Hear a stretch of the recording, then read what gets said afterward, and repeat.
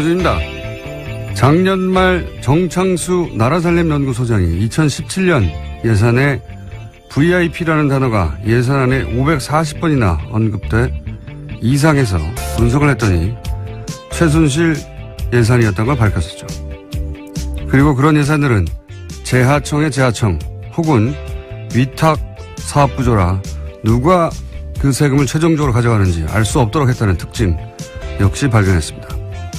그런 예산이 문체부 하나만 따져도 16개 사업 3,200억대. 이런 사업들의 법적 근거가 없자 예산을 먼저 배정하고 나중에 청부 입법을 했던 사실도 드러났었습니다. 그 모든 게 VIP, 대통령 관심사라는 이유 하나만으로 이루어졌습니다. 자유한국당이 여당 시절에. 현재 국회에서 심의되는 2018년 예산 중 야당에 의해 보류 안건으로 지목된 사업들의 70%가 문재인 정부의 국정과제들입니다. 교문이 보류 예산 중 80%가 대통령 과제. 행안위는 8개 보류안 중에 8개 모두 소위 문재인 표 예산. 현재 국회 보류 안건 소위에서 합의가 안 된 사안 전체가 국정과제 예산입니다. 박근혜 정부에서는 VIP 관심사라는 이유만으로 예산이 만들어졌다면 이번 정부에서는 문재인 공약이었다는 이유만으로 보류되는 중입니다. 현재 국회가 돌아가는 꼴이 그렇습니다. 김원준 생각이었습니다.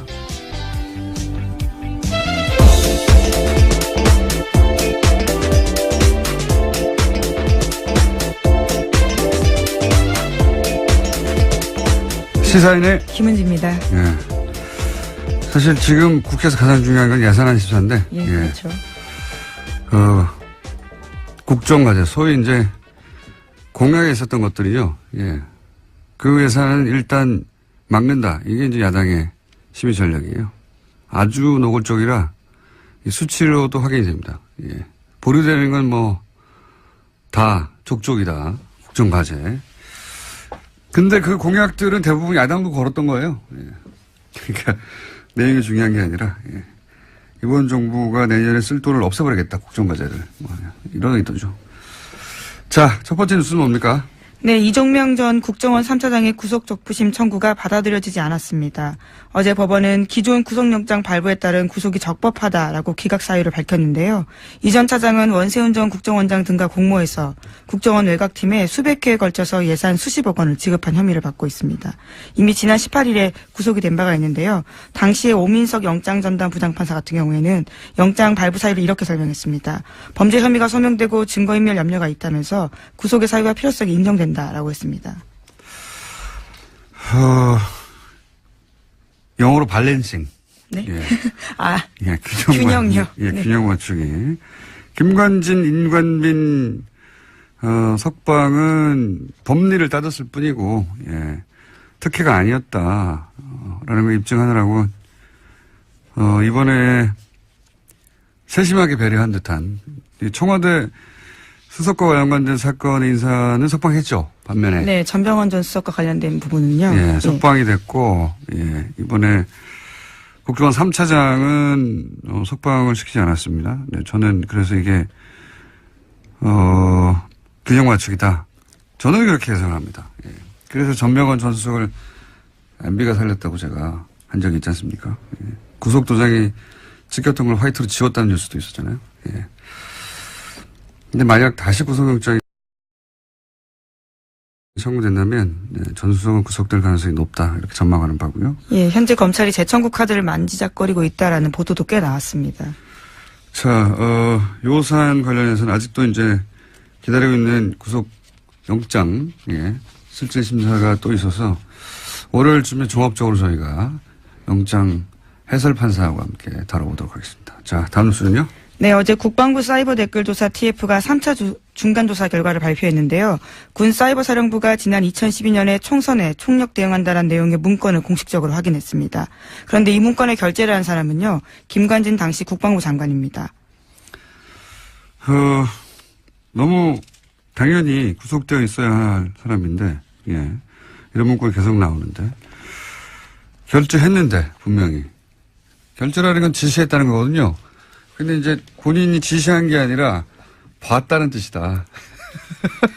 그러니까 본인은 종북 대응을 하라고 지시했지 정치관여를 지시한 바가 없다라고 계속 주장을 하고 네. 있고 이에 대해서 신강렬 부장판사 같은 경우에는 다툼의 여지가 있다라는 취지의 다툼의 이야기를 여지가 했습니다. 어디 있습니까? 여기서 종북이라고 하는 게 정부에 반대하는 사람들인데 그래서 당시 야당 의원들 비난하는 댓글 단 거 아니에요? 예. 네, 어제 조사 결과 봐도요. 총선 직후의 보고 문건들을 보면 사이버사는 정권 심판과 여당 공격, 정권 교체를 위한 투표 참여 동료 등에 대해서 종북 활동으로 규정해서 대응했다라고 되어 있습니다. 야당은 그냥 종북이에요. 예. 정부를 비판하면 다 종북을 했는데 이게 무슨 다툼의 여지가 있습니까? 군이 대국민 여론전을 왜 합니까? 군이. 정치관여죠. 법으로 금지되어 있습니다.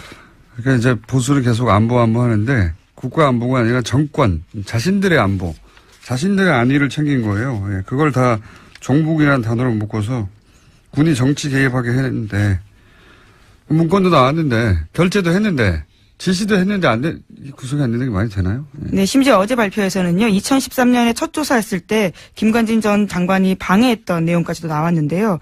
관련해서 수사를 열심히 하려고 했던 헌병 수사관을 질책하고 수사팀에서 제외했다라는 내용도 있었습니다.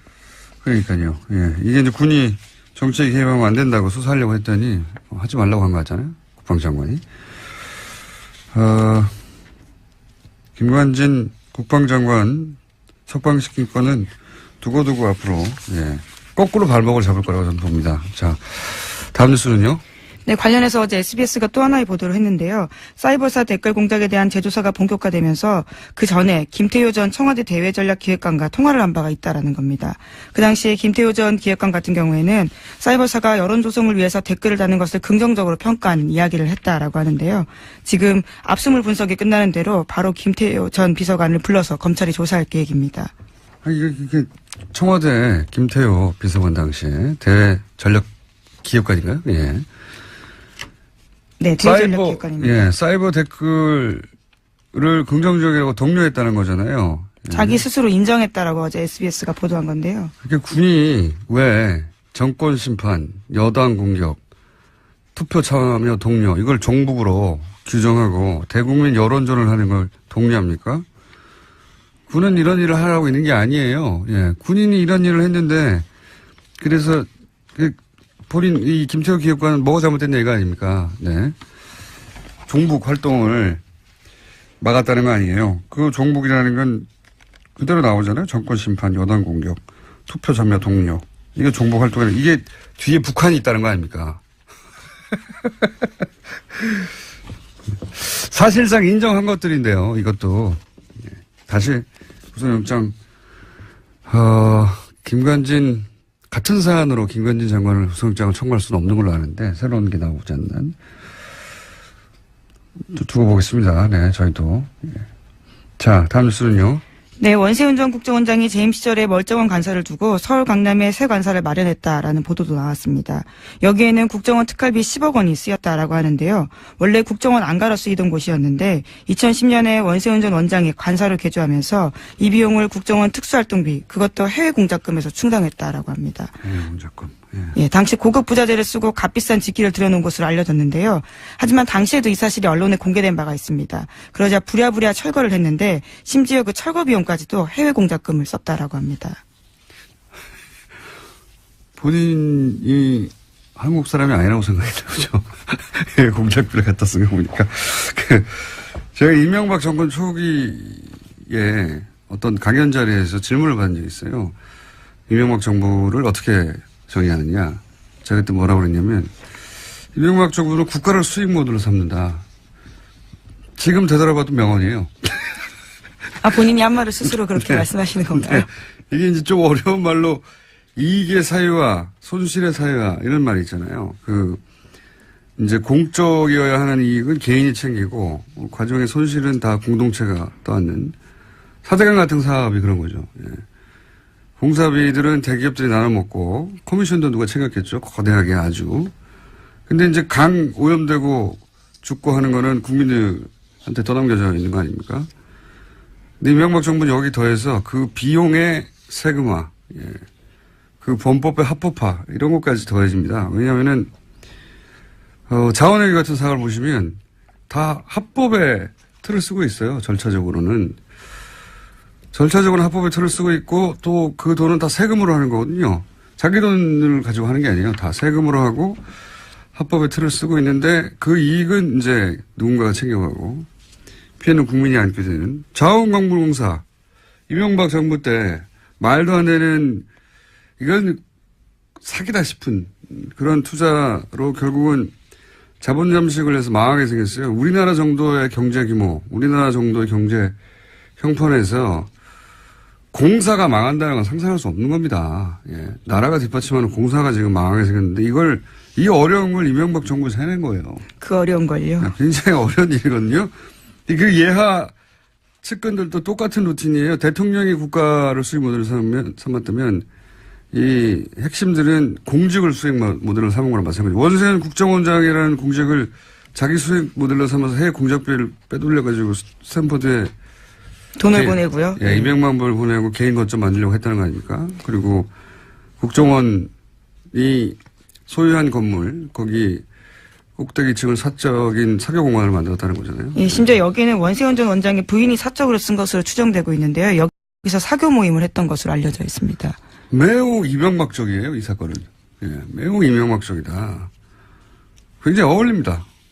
이런 사건 없었으면 섭섭할 뻔했어요. 예. 근데 이제 지금까지 밝혀진 것만 해도 제가 이런 이야기를 들은 건 몇 년 전이거든요. 예. 저 정도가 들은 것도 몇 년 전이기 때문에, 예. 본격적인 수사가 이루어지면 훨씬 더 많이 나올 거라고 봅니다. 그때는 이런 이야기를 해도 아무도 믿지는 않았었는데.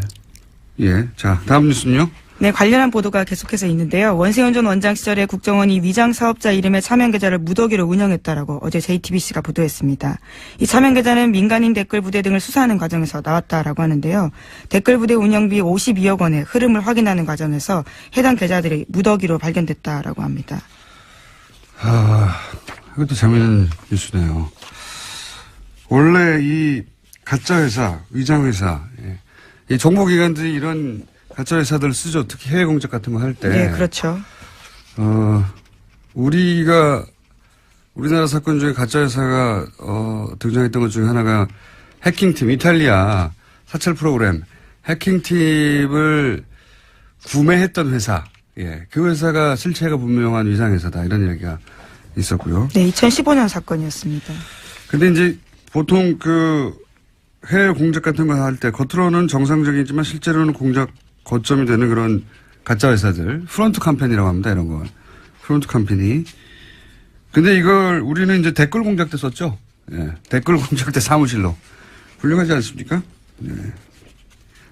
네, 그러니까 댓글 작업이 진짜 우리 안보를 강화시키는 게 아니라 약화시키는 일이라는 걸로밖에 볼 수 없는데요. 계속해서 그것이 정당한 활동이었다고 주장을 하고 있는 겁니다. 알겠습니다. 자, 군도, 국정원도 다 국가가 아니라 특정 정권의 안위를 위해서 일하면서 그걸 안보라고 포장하고 있었던 것이고 자기들이 반대하는 사람들을 다 종북이라고 주장하면서. 네, 오히려 진짜 안보는 못 지켰던 거죠. 그러니까요. 지금 최근 10년의 보수는 안보는 보수에게 이렇게 말할 자격이 없어요. 예. 자, 다음 뉴스는 뭡니까? 네, 관련 보도 하나가 더 있는데요. 원세훈 전 원장이 선거 개입 혐의로 법정 구속되자 부인이 이명박 전 대통령을 찾아가서 항의했다라고 어제 TV조선이 보도했습니다. 지난 8월 달에 징역 4년 선고가 났는데요. 그로부터 며칠 뒤에 원세훈 전 원장 부인이 이명박 전 대통령의 논현동 사저로 갔다라고 합니다. 그러면서 이명박 전 대통령을 만나서 대통령께서 관심을 가지고 석방이 되도록 잘 도와줘야 되지 않냐라고 읍소했다라고 하는 건데요. 하지만 이명박 전 대통령은 원 전 원장의 혐의나 구속에 대해서는 아무런 언급을 하지 않았다라고 합니다. 대신에 아들과 함께 살면서 마음을 굳건히 가지다라는 대답만 했다라고 하는데요.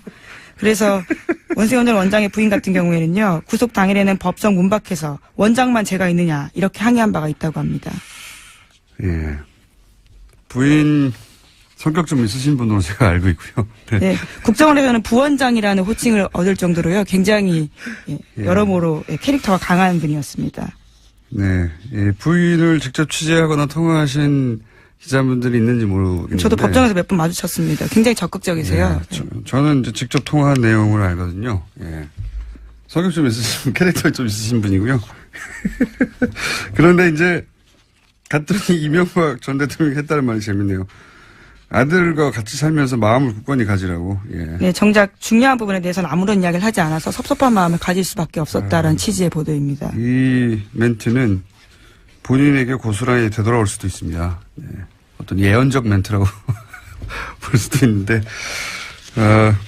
어쨌든 원세훈 전 원장의 부인도 사실은, 예, 사법적 처벌을 받기 힘들지도 모릅니다. 네.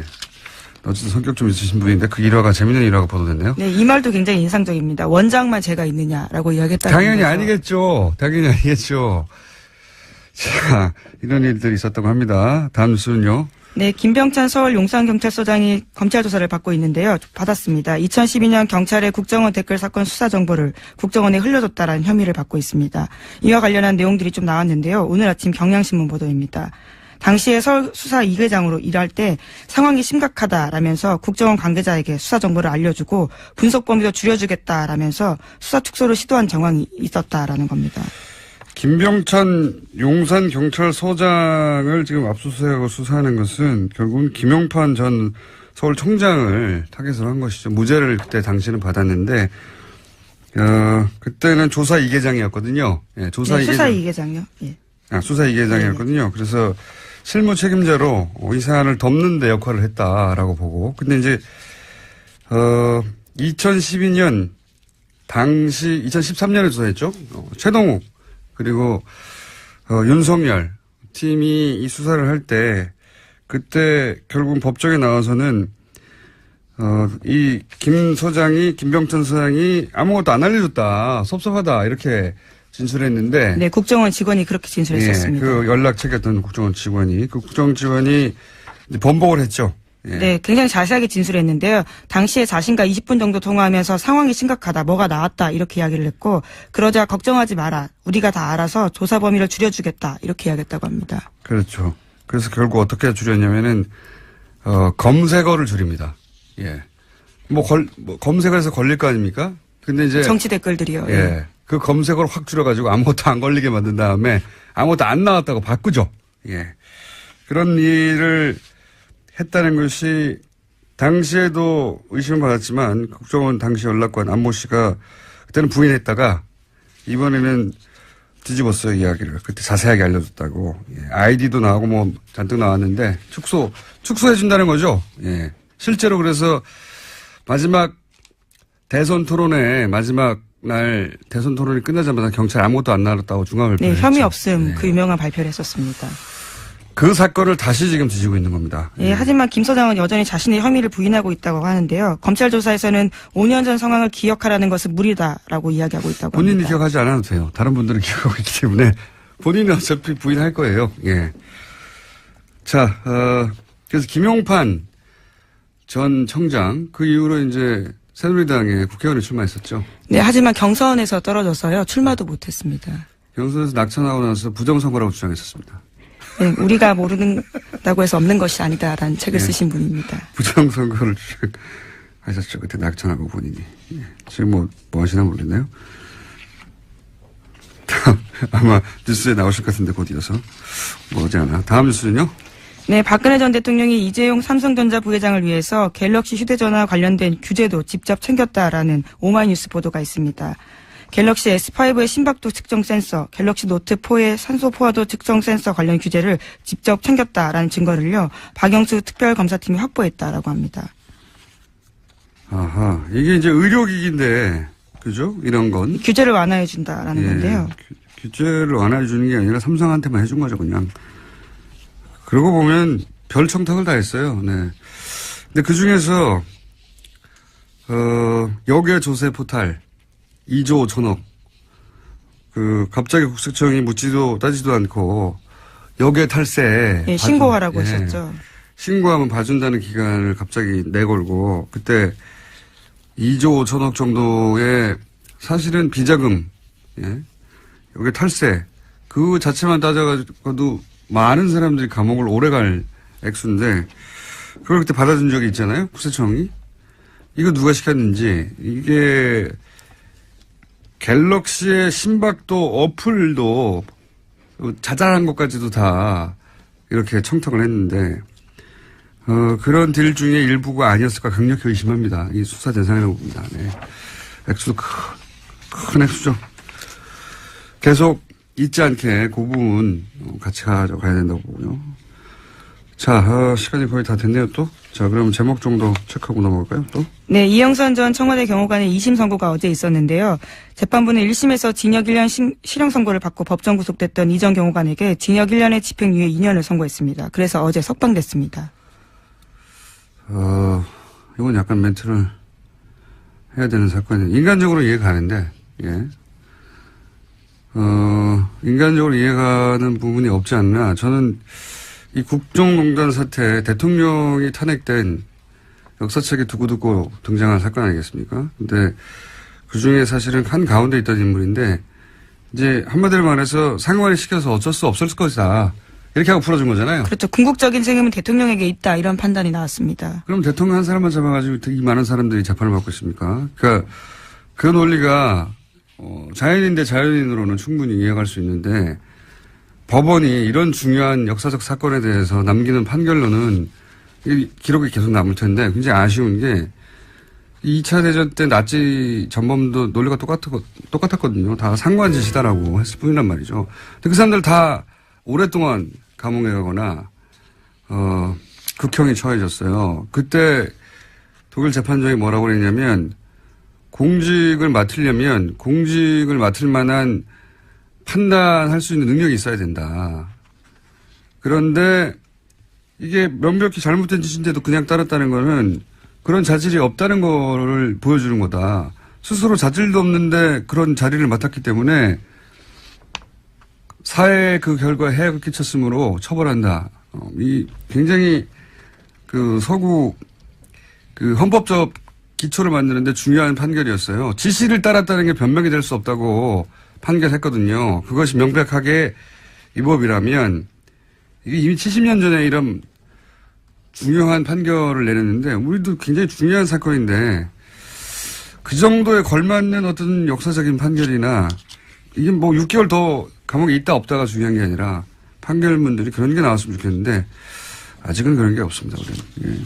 그냥 나치 논리예요. 기본적으로는 모든 전범 혹은 모든 그 종범들이 주장하는 난 시킨 데 따랐을 뿐이다. 이거를 법관이 다시 한번 반복하는 거잖아요. 예.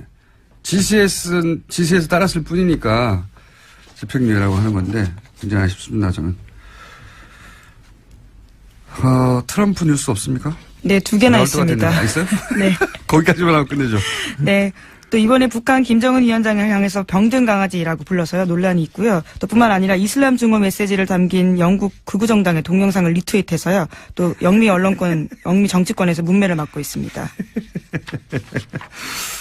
네.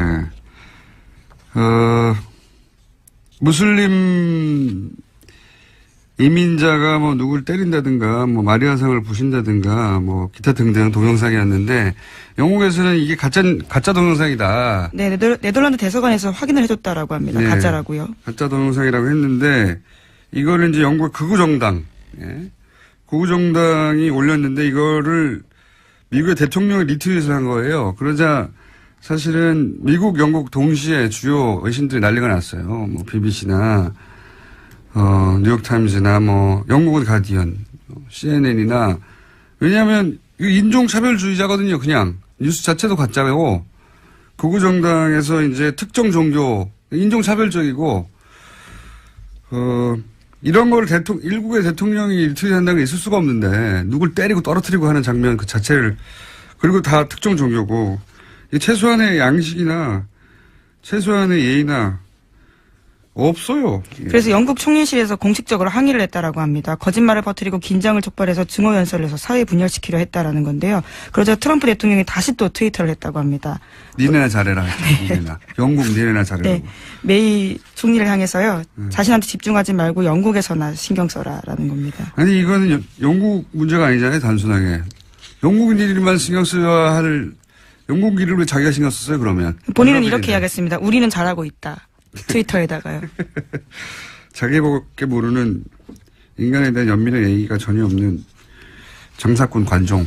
예. 미국 대통령이라고 해서 그 사실이 변하는 게 아닙니다. 저는 장사꾼 관종이라고 보고 이적이 짝이 없는 트럼프가 김정은에게 병든 강아지라고 했었거든요. 네, 시크퍼피라는 표현입니다. 이거가 미국식 관종을 뜻하는 표현이에요. 그러니까 트럼프가 김정은에게 관종이라고 한 것과 마찬가지 표현이거든요. 이게 시크퍼피가. 왜 강아지들이 주인 관심을 끌려고 막 매달리는 거 있잖아요. 다른 사람 관심을 끄는데 그렇게 매달리는 사람을 관종이라고 우리가 하지 않습니까? 그 표현이 이 병든 강아지예요. 자기한테 딱 맞는 표현이네요. 우리 여기까지 하겠습니다. 지금 하여튼 예, 그런 니트옷을 해가지고 결국 트윗으로 망할 것 같습니다. 양반은. 여기까지 하겠습니다. 시사인의 김은지였습니다. 감사합니다.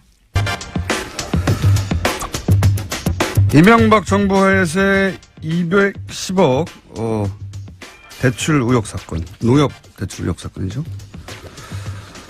이 문제를 계시다가 최근에 너무 자주 나오시는 겁니다. 이제 그만 나오셔야 될 것 같은데 한 번 더 나오셨습니다.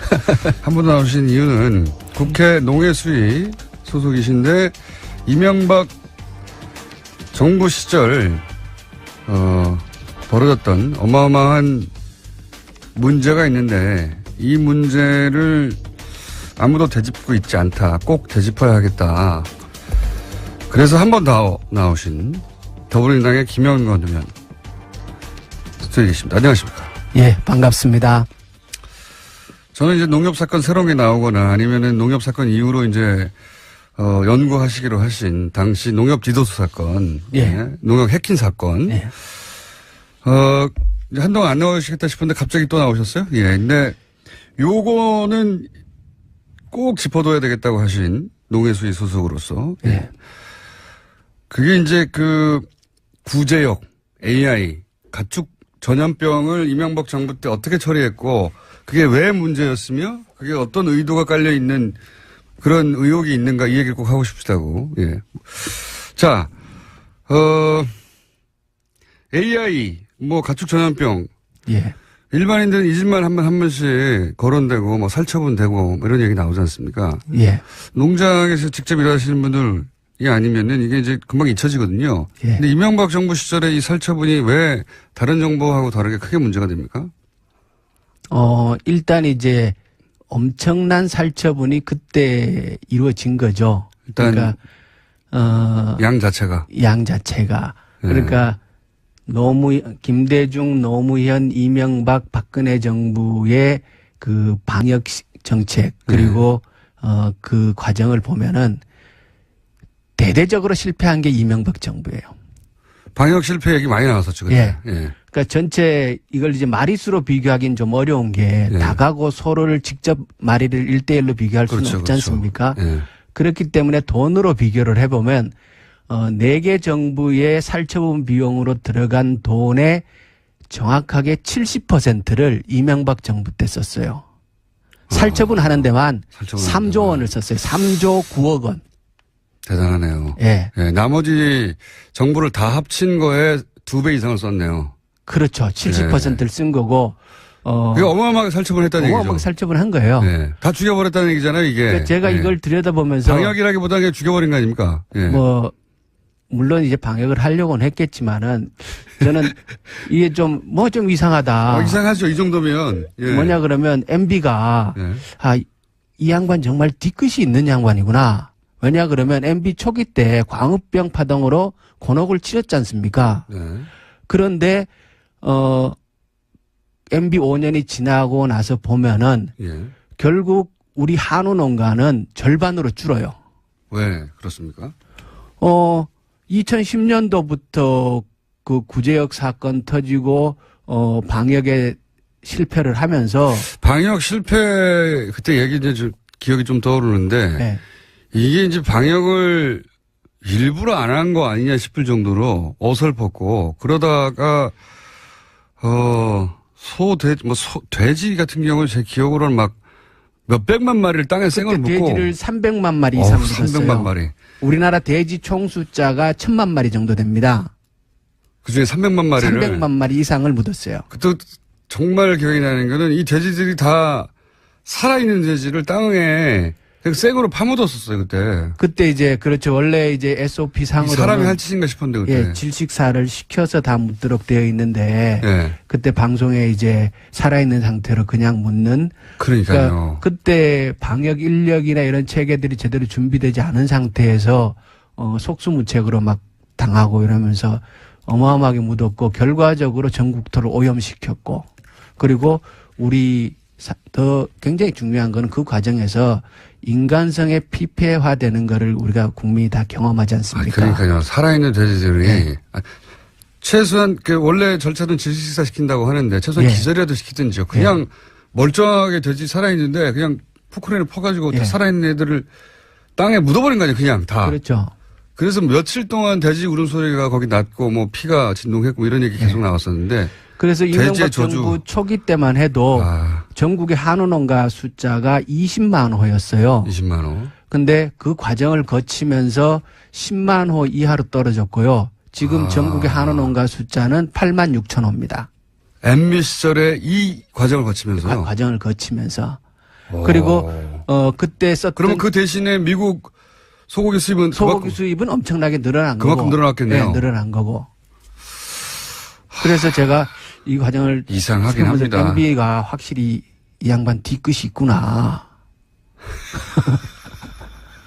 그리고 그때 이제 일반인들은 잘 모르실 텐데요. 중요한 정책 몇 가지 또 더 있어요. 예. 그 한우 그 사육 기반을 유지하기 위해서 송아지 안정제라고 예. 어느 정도 이렇게 생산비를 보장해주는 그 돈의 재원은 이제 우리 농가가 자조금 형태로 절반을 내고 정부에서 그 매칭하는 형식으로 보태서 예. 하는 송아지 안정제라는 사업이 있었는데 MB 때에 그것이 발동할 수 없도록 안정제가 작동하지 않도록 고시를 고쳐갖고 사실상 유명무실화 시켜버립니다. 그 지원을 없애버렸어요? 네, 지원 없애버렸어요. 그러면 그 지원을 못하면 무슨 일이 벌어집니까? 그러고 나서 곧바로 이제 송아지 한 마리 가격이 뭐 70만 원, 60만 원으로 대폭락 현상이 벌어졌죠. 12년도부터. 12년도부터. 예. 그러고 나니까 그게 제가 이제 궁금한 것은 예. 잘 모르니까. 그러니까 송아지 값이 대폭락해서 이제 더 이상 한우를 키우는 사람들이 줄어들고 그런 뉴스를 본 기억은 나긴 나는데요. 예. 그게 그 정책을 그렇게 없애버리는 게 농가에 미치는 영향이 굉장히 큽니까? 엄청나게 큰 거죠. 그러니까 일반인들은 모르지만. 예. 그러니까 한우는 번식을 하는 소규모 농가가 산업의 기반이 됩니다. 그 숫자가 굉장히 많고. 예. 그리고 그 사람들이 실질적으로 농촌 경제에서 차지하는 비중이 굉장히 크죠. 예. 그런데 송아지 값이 대폭락해버리면 그분들이 다 문 닫을 수밖에 없죠. 안 키우게 되죠. 예. 예. 그러면 한우 번식 기반 자체가 와야 되는 측면도 있지만 농촌 경제 자체가 뒤흔들리는 거예요. 그 지원금이 액수가 컸습니까? 전체적으로? 그렇게 크지 않아요. 크진 않은데. 꼭 삭감했어야 될 이유가 있나요? 그렇죠. 그래서 이 송아지 안정제를 유명무실화 시킨 거는 예. 이게 매우 잘못된 정책이고. 그러니까 거꾸로 예. 원래 이제 국가 정책이라는 게 예. 예를 들어 불합리해서 혹은 뭐 예산의 낭비여서 세수가 세기 때문에 없애거나 하기도 하잖아요. 근데 그게 큰 액수도 아니고 농가에 꼭 필요한 거였다면 거꾸로 생각해 보면 그럼에도 불구하고 매우 중요한 지원금이었다고 하면 농가가 유지되는데. 예. 그리고 그 돈의 절반은 농민이 매년 적립해 놓은 거예요. 근데 그거를 안 주면 거꾸로 농가에 미치는 영향이 굉장히 커서. 예. 한우 농가가 줄어들고 그러면 그만큼 줄어든 한우만큼 미국소로 수입해야 되고 그리고 우리 소비자들은 지금 사실 우리 국민들이 한우를 마음 놓고 먹지 못하지 않습니까? 너무 비싸요. 생산 농가가 적으니까요. 생산 농가가 적으니까. 그리고 송아지 가격이 너무 올라서 한우를 사육하는 분들도 경영 압박을 받는 거고. 근데 이제 의원님이 의심하시기로는 뒤끝이라고 하신 게, 큰 액수도 아닌데, 네. 큰 액수가 아님에도 불구하고 한우 농가에는 매우 중요한 지원금이었는데, 네. 이걸 없앴다는 것은, 네. 한우 농가 숫자를 줄이고, 거꾸로 미국 소 수입을 늘리기 위한 기반 정책 아니었나 이렇게 의심하시는 부분이 있는 것 같아요. 결과적으로 그렇다는 거죠. 결과적으로. 그 의도를 가졌는지까지는 우리가 모르겠어요. 그거는 이제 저는 의심합니다. 저도 의심스럽습니다. 그러니까 꼭 없애야 되는 나쁜 제도가 아니었는데. 아주 좋은 제도입니다. 바람직한 필요한 제도고. 그래서 지금도 그 제도는 있는데 무명무실하다는 예, 거죠. 발효될 수 없도록 조건을 만들어 놓은 거예요. 그러니까요. 예. 그러니까 한우 농가들을 어렵게 만든 거죠. 그렇죠. 정책의 효과를 굉장히 잘하는 사람이 한 거네요. 임기 초에. 그렇죠. 예, 예. 예. 그게 이제 전 매우 의심스럽습니다. 예. 그런 일이 있었고 그래서 예. 그렇게 해서 농가가 안 그래도 한우 농가가 어려운데 이 구제역 때 예. 돼지 소가 엄청난 숫자로 줄었기 때문에 예. 또 그만큼의 미국 쇠고기 수입 필요성이 생긴 것이고. 그래서 지금 한우 자급률은 갈수록 떨어지고 있고. 그게 근데 MB 정부에서 다 일어난 일이다. 그때부터 시작이 된 거죠. 아, 꼼꼼하네요. 예. 한우 자급률은 계속 떨어지고 있고 우리 국민들은 비싼 값에 한우 고기를 먹어야 되고 그리고 수입 소고기가 늘 싸지 않습니다. 예. 왜냐 그러면 그 사람들도 이제 경제 이윤을 목표로 하는 사람이기 때문에 여기 모자란다 싶으면 계속 올라가거든요. 그래서 그 이후로 국제 소고기 시장 이건 전체적인 문제지 대한민국만의 문제는 아니거든요. 국제 소고기 시장에서 소고기 미국 소고기의 값은 거의 2배 이상 뛰었습니다. 이건 어떻습니까? 이제 이명박 정부에서만 하나만 네. 다른 모든 정부를 합친 것보다 2배 이상의 돈을 네. 거기 썼다고 하면 이상한 거잖아요. 분명히 네. 이상한 건데 그때 이제 그 어떤 보도들이 생각나냐면 정부의 대응 속도가 왜 이렇게 느리냐. 이렇게 느리니까 계속해서 그 퍼져나갈 수밖에 없고 그러니 그 양이 늘어나고 그러다 보니까 지금 뭐 돼지만 300만 마리고 닭은 1000만 마리가 넘지 않았습니까? 작년에 그 박근혜 정부에서 닭을 살처분한 숫자가 3천만 마리가 넘죠. 박근혜 정부도 네. 만만치 않네요. 3천만 마리.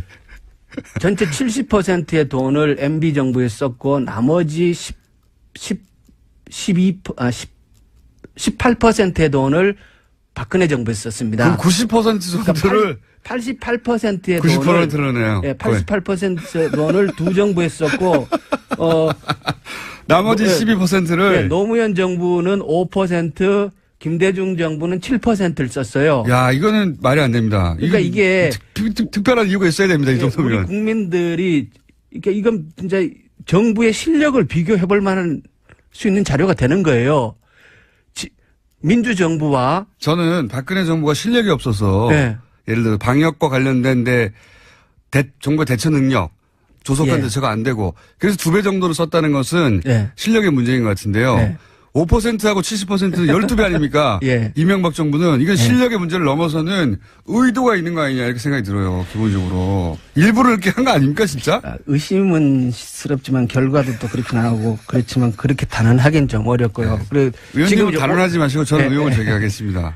원래 이제 AI 대응이 지금 저는 초기 대응이 아주 그 기민하게 잘 되고 있다라고 판단을 해요. 비교를 해 주시죠. 구체적으로. 예를 들어서 이명박 정부 때는 이랬는데 예, 우선 정상적인 정부. 작년하고 올해를 비교를 네. 할게요. 그러니까 철새가 오는 걸 막을 수는 없으니까 네. 야생 분변에서 바이러스가 검출되는 거는 어쩔 수 없어요. 예.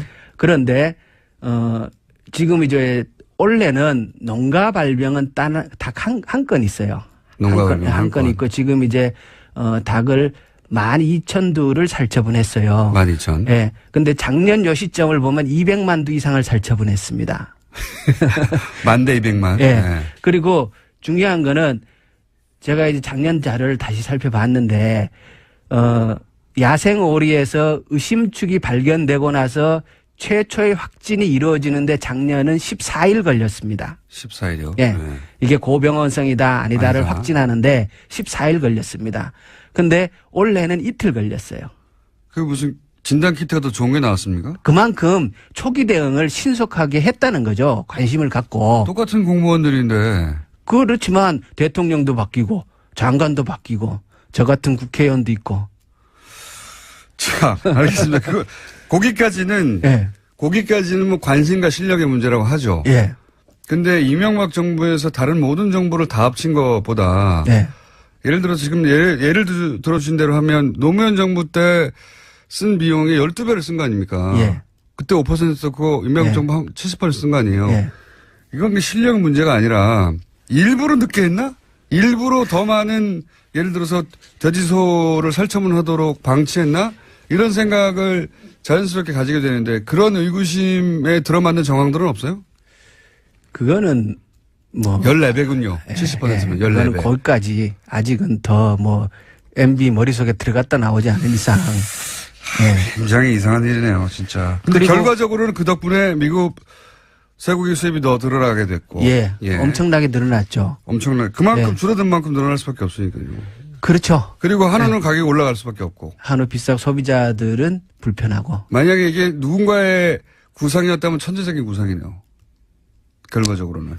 그렇죠. 이게 국민들한테 엄청난 손해를 끼치는. 그렇죠. 누구 특정인들에게는 큰 이익이 되겠죠. 예. 이명박 정부 때는 그러면 대부분 살처분을 해결한 겁니까? 초기 대응이 아니라? 그렇죠. 살처분을 했는데 그때 이제 진짜 우왕좌왕했었고요. 그러니까 이번에 이제 우리가 새 정부 들어가서 방역국을 만들었어요. 예. 그러니까 초기 대응도 중요하고 방역의 체계를 바로잡는 문제도 매우 중요하고 그래서 방역국을 신설을 했어요. 그래서 전국에 가축 방역관을 시군 단위로 다 새로 뽑고 그래서 이번에 이제 한 농가가 발병되는 과정도 보면은 옛날처럼 이제 막 죽어 나가고 이래서 확진이 되는 게 아니고 오리를 출하하기 전에 가축 방역관이 농장에 들어가서 검사를 먼저 하고 그리고 출하를 승인하는 제도를 만들어 놓은 거예요. 그래서 이번에 가축 방역관에 들어가서 보니까 뭔가 좀 이상하다 이래갖고 자기 돈을 주고 농장에다가 오리를 5마리를 사가지고 나옵니다. 이 방역관이. 그래서 그거를 검사를 해서 이미 발견한- 퍼진 다음에 발견한 게 아니라. 아닙니다. 그게 아닙니다. 선제적으로 방역관이 의심스러워 예, 쏟아낸 출하 거예요. 전에 검사를 한 거고 검사 과정에서 좀 이상하다 이래가지고 자기 돈을 주고 사가지고 오는 거예요. 그 그 오리를. 방역관 크게 칭찬받아야 되겠네요. 칭찬받고 상 줘야 됩니다. 그러네요. 그리고 이런 제도를 만들어낸 사람도 좀 칭찬받아야 하지 않을까. 의원님이 혹시 하셨습니까? 제가 조금 기여했습니다. 네, 잘하셨고요. 그리고 또 원래 이제 우리가 원래도 오리에서 발병했지 않습니까? 네. 역대 쭉을 살펴보면은 항상 오리에서 시작합니다. 아, 그래요? 예, 오리에서 시작을 해가지고 우리는 야생 오리들이 있으니까. 이게 어떻게 되는 거냐면 네. 야생철새에서 인플루엔자가 넘어오지 않습니까? 네. 그럼 그게 사육하는 오리한테 전염이 돼요. 네. 근데 오리는 야생 철새들이 오는 도래지 같은 연못이나. 예, 그 비슷한데 또 사육을 합니다. 주변에. 가니까. 예. 그래서 옮겨지는구나. 그런데 오리가 닭은 이제 오염이 되면 금방 그 병리 현상이 나타납니다. 그래서 육안으로 관찰되고 죽고 막 이랬는데 네. 오리는 내성이 강해가지고 안 죽어요. 그러니까 감염된 상태에서 오랫동안 살아요. 그러면서 더 바이러스가 많이 쫙 퍼뜨리는구나. 퍼져나가서 이게 예. 그래서 우리가 원래 뭘 했냐 그러면 예. 2번 이상 발병한 농가를 대상으로 사육 휴식제를 도입한 거예요. 예산을 들여갖고. 그래서 지금 전국에 기 발병하던 농가들의 농장에는 오리가 지금 없습니다. 자, 의원님. 예. 일부러 마무리를 안 하신 건데 시간이 다 됐어요. 한 번 더 나오시려고 그러는데. 이거 저희 계속 한번 따져보겠습니다. 노무현 정부는 3%였어요. 김영건 의원이었습니다. 감사합니다. 예, 고맙습니다. 5%가 아니라. 3%였어요? 예. 예. 의원님 나오셨습니다. 안녕하십니까. 예, 안녕하십니까. 네. 이 코너 진행하기 전에 저희가 8시 뉴스 전에 58분 날씨 예보 하는 시간이 있는데, 날씨 기상정보가 안 나오고 시그널 음악만 1분 정도 나왔어요. 예. 알고 봤더니 기상정보를 전하는 분이, 전날 밤. 그래서 순간적으로 잠시, 예. 잠시 깜빡 조신 게 아닐까. 그럴 수 있지 않습니까? 그렇죠. 예, 시청자분 사람으로서. 깜짝 놀랐겠네요, 그런데. 그렇다고 합니다. 자, 오늘 총장님 얘기 진행하기 전에 바로 앞 순서에 김영건 의원님 전혀 새로운 이야기 들었는데 너무 이상해서 저도. 예. 노무현 정부 때 3%밖에 안 쓴 비용, 설정금 비용을 이명박 정부 혼자 70%를 썼다는 거 아닌가. 네. 그 최근 4개 정부를 다 합친 비용의 70%를 혼자 썼다. 그러니까요. 예. 근데 바로 직전 정부가 3%밖에 안 썼다고 하면 똑같은 공무원 체계에 똑같은 뭐 진단 시스템에 똑같은 프로세스 공무원들인데 갑자기 20 몇 배가 더 나빠졌다는 거는 이게 단순한 문제가 아니다. 그렇죠. 예. 그 금액이 엄청나더라고요. 3조씩 이렇게 들어간. 보상 금액만 3조고 예. 그러면 살처분 하기 위해서 땅 파고 싣고 뭐 이런 그런 비용도 조 단위가 들어갔을 거거든요. 예. 예. 그래서 김영건 의원님은 이제 농가 피해 관점에서 보셨는데 예, 이거 농가 피해 관점만 볼 게 아니고. 거꾸로 이익을 본 사람이 있을 거 아닙니까? 그렇습니다. 뭐 미국의 수출업자라든지 예. 또 국내 수입업자, 예. 그 외국 수입국이라든지 이런 것들이 많이 들어와야 이익을 보는 사람들. 그리고 실제로 그 시기에 중소 수입업자들은 다 망하고 대기업들이 수입업자로 재편됐다고 하거든요. 그렇죠. 그 관련된 업자들 그 중심으로 해서 무슨 문제가 있을 수 있으니까 그걸 한번 살펴봐야 될 것 같아요. 그러니까 이익을 본 사람은 없는가? 이제 피해를 본 농가의 입장에서만 이제 보셨는데 저는 듣다가 누군가 피해를 보면 누군가 이익을 보는 게 이 업계의 생명인데. 그렇습니다. 이명박 정부를 보면 설마가 전혀 없거든요.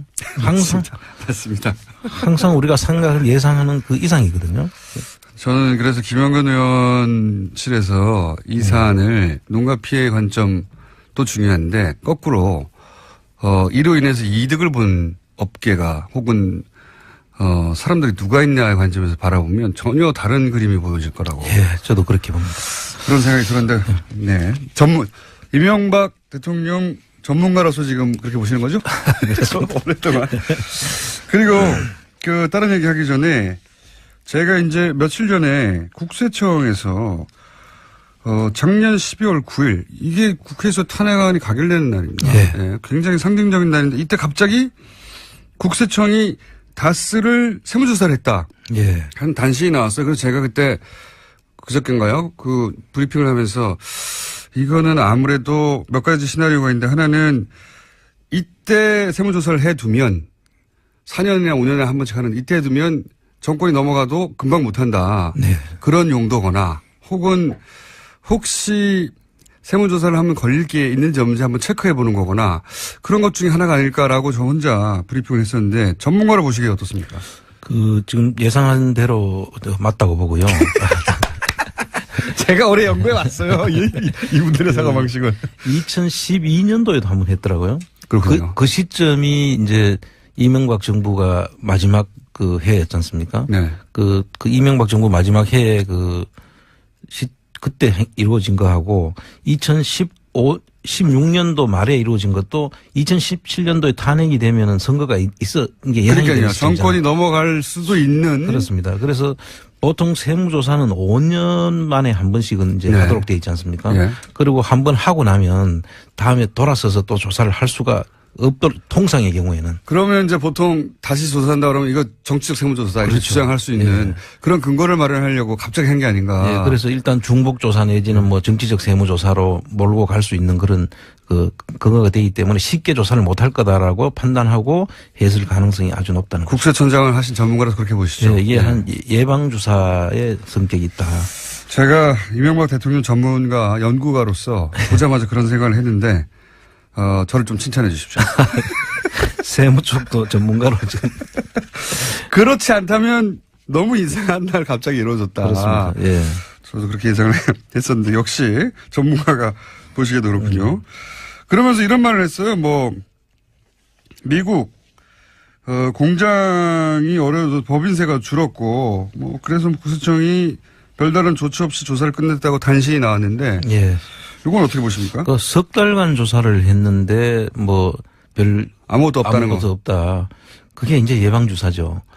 원래 이게 조사가 됐으면 이 다스에 대해서는 상당히 문제가 많지 않습니까? 그렇죠. 그동안에 많은 부분들 또 알 수밖에 없을 텐데 이게 했으면 사실 통합조사를 했어야 되죠. 그건 어떤 의미입니까? 통합조사라는 것은 다스 안에 그 김재정 씨 상속세도 문제가 있었지 않습니까? 예. 상속세도 지금 상속세 조사를 제대로 안 한 정황이 너무나 많이 드러나거든요. 아하, 상속세 조사. 예. 그리고 그 전에 또 다스의 비자금이 또 있다는 이야기도 이미 있었지 않습니까? 예. 그 특검 때 그런 이야기도 있었고. 그리고 이상한 자금 흐름이 또 있었지 않습니까? SB 글로벌 로직스에서 다스로 들어간 돈이 1,485억이 이상하다는 그런 내용도 있었고, 이런 내용들을 제대로 된 그 조사가 이루어졌다면 이 외에도 많은 내용들이 있지만 그런 부분들은 반드시 통합조사를 통해서야만 알 수 있는 내용이거든요. 여기는 법인세가 그때 이미 줄었기 때문에 법인세만 조사를 한 걸로 지금 보이는데 그렇게 해서는 찾을 수가 없죠.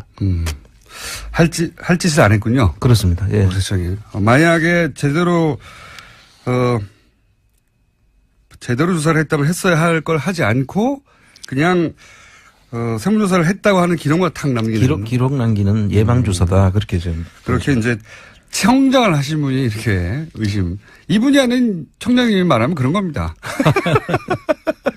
청장을 하신 분이 그렇게 말씀하셨고, 다시 한번 김영건 의원이 들고 온 오늘의 사안이 저는 지금까지는 한 번도 드러나지 않았던 새로운 비리 의혹의 대상이 될 수 있다고 보는 게, 당시 이명박 대통령 취임식 때 미국 축산업협회장이 와서 초대받아서 앉아서 있었어요, 그때. 예. 그 커넥션들도 떠오르고 새록새록 떠오르는 것들이 지금 있습니다. 예. 그 관점에서 새로 봐야 된다. 예, 반드시 한번 그 내용을 정리해 볼 필요가 있는 것 같습니다. 자, 그래서 다스를 국세청이 다스를 갑자기 세무조사하고 아무것도 없다고 했던 뜬금없는 보도 관련해서는 저희가 잠깐 짚어봤고요. 그러니까 지금이라도 제대로 조사하면 다스에서 나올 게 너무 많다. 그렇습니다. 라고 보시는 거죠? 아, 네. 뭐 제가 다 언급도 안 했지만 사실 여러 가지 있지 않습니까? 일감 몰아주기 하기 위한 거다. 승계 문제라든지 예. 그 국세청하고 공정거래위원회 붙었다 하면. 예, 이건 내용을 지금 사실 바로 들어가야 되는 겁니다. 조사를. 이거 안 들어가고 있다는 것은 뭐 지금 우리 정부 지금 이명박 정부하고 달리 그 문재인 정부는 저걸 하지 않지 않습니까? 네. 각 부처를 조사를 하라 마라 지금 지시를 안 하죠. 지시를 예. 안 하는 정부로 돼 있지 않습니까? 그러면 이 정부에서 이걸 안 한다고 해서 부처에서 그대로 있으면 안 되는 거죠. 부처가 스스로 해야 할 일이잖아요. 이건 그렇습니다. 예. 그걸 안 하고 있는 거죠. 거기에 너무 그동안에 이명박근혜 정부 때 익숙해져 있던 상태로라면 지금 부처에서 그냥 내려오기를 기다리는 거 아닙니까? 예. 그런데 지금 문재인 정부는 아마 이걸 하라 마라 소리를 안 할 거예요. 검찰에도 그걸 안 해가지고. 네. 예. 검찰도 답답하다고 하고, 거꾸로 검찰이 그럼 우리가 알아서 할게 해서 갑자기 전병훈 수석 나오고 그러면 또 청와대에서 우리한테 말도 안 했다고 그러고 뭐 이런 상황이기 때문에 다른 부처들도 기다리고 있을 게 아니죠. 예, 지금 기다리고 있으면 계속 내려오지 않을 거니까 그럼 일을 못 하는 거죠. 안 하는 거죠. 안 하는 국민들한테 아마 저항에 상당히 부딪힐 것이다. 저는 그렇게 보고 있습니다. 더군다나 이제, 청장을 지내신 분이 저희 방송과 함께 하기 때문에 국세청을 너무 잘 아는 분이 여기 계시기 때문에 앞으로 계속 국세청에 대해서 이거 왜 안 하냐고 계속 묻겠습니다. 저희는 방송을 통해서. 자, 이제 중요한 얘기 하셔야죠. 플랜 다스에게 어떻게 돼갑니까? 지금 이제 모든 준비가 끝났고요. 지금 드디어 끝났습니까? 예, 끝났는 상태고 지금 이제 우리가 구체적으로 플랜 다스계를 하기 위해서는 평가가 주식 평가가 이루어져야 되거든요. 그리고 캔코에서 그것을 이제 매물로 내놔야만 저희들이 살 수 있습니다. 예. 지금 다른 매물은 나온 데가 하나도 없거든요. 예. 그래서 그게 평가가 끝나서 매물로 나오는 시점이 지금 이제 곧 이제 아마 예상되는데요. 그 평가가 끝나면 저희들이 이제 바로 금액을 책정을 하고 바로 올릴 수가 있는 상태로. 그러면 지금은 홈페이지는 열었나요? 예, 홈페이지는 열었습니다. 홈페이지 주소가 어떻게 됩니까? 홈페이지 주소는 쇼미더머니 OR.kr 우리 코너하고 똑같은 이름이고요. 쇼미더머니 ORKR이요? OR.kr. OR.kr. 네. 근데 아직은 이제 직접 참여할 수는 없고, 왜냐하면 평가 이루어지고 금액이 책정돼야 예. 되니까. 지금도 들어온 분이 있는데 네. 나중에 이제 실제 금액이 될 때는 우리 1대1로 전부 다 우리가 차용증을 쓰고 지금 저희들이 할 계획이거든요. 아, 그렇군요. 그 법률적인 검토를 거쳐서 뭐 혹 유사수신 행위니 뭐니 하는 그런 네, 그런 일이 문제가 생길 수 없도록 하기 법적 위해서 절차는 모든 다 것을 준비되었고. 다 네. 거쳐놨기 때문에 그럼 지금은 게시판에 글을 쓸 수 있습니까? 예, 게시판에 들어오시면 이제 예. 벌써 많이 지금 들어오고 쇼미더머니 어제는 한번은 이게 이게 접속이 폭주해서 예. 내가 들어갈 수가 없더라고요. 한번 보니까. 그 서버 용량이나 혹은 뭐 그걸 자꾸 늘려야 된대요. 예. 그 돈 좀 들어가는데요. 그 트래픽이나. 뭐 지금 안 그래도 이게 좀 고맙다고 말씀드렸는데 전부 다 자기들이 재능 기부 내지는 자기들이 직접 한 달 가까운 시간을 걸려가지고 자원봉사자들이 하신 겁니다. 그렇군요. 그분들한테는 너무 감사를 드립니다. 쇼미더머니 5월 KR로 플란다스의 개 프로젝트 홈페이지는 열려 있다고 합니다. 아직은 뭐 게시판만 열려 있는 상태고. 예. 네. 응원 메시지 남겨주시고요. 쇼미더머니 5월 KR. 자, 그러면 그게 언제 예상되죠? 지금 작년의 기준으로 봤을 때 11월 말 12월 초에. 지금이네요. 예, 지금 시점인데 아직 지금 나오지 않는 걸로 봐서 요번에 지금 제가 재무제표를 한번 들여다보니까 네. 그 재무제표 속에 이익금이 좀 많이 줄었더라고요. 네. 최근에. 어떤 의미입니까? 이익이 줄었다는 이야기는 매출은 늘었는데 누군가 이익을 가져갔다는 얘기예요? 그래서 지금 제가 의심하는 거는 2010년 2007, 8년부터 지금 한 10년 전까지를 제가 쭉 네. 보니까 매출은 급속도로 성장을 해 왔는데 네. 이익금은 똑같아요. 거의 뭐 300억대에서 왔다 갔다 하더라고요. 그럼 이익금 일부가 어딘가에 숨어가지고 누군가 그래서 상당히 가져갔다? 분식에 의심이 되는. 분식 의심된다. 그래서 실질적으로 원래 매출이 늘어나면 예. 뭐 똑같지는 않지만 비슷한 비율로 사실은 당연하죠. 이익도 늘어나야 되는 게 예. 정상 아니겠습니까? 그런데 보니까 매출은 급속도로 늘어났는데 이익은 예전이나 지금이나 거의 비슷해요. 300억대를 왔다 갔다 하는데 그 뭐 결손은 한 번도 없었지만 계속 이익금이 계속 그 수준밖에 유지를 안 하고 있는 거죠.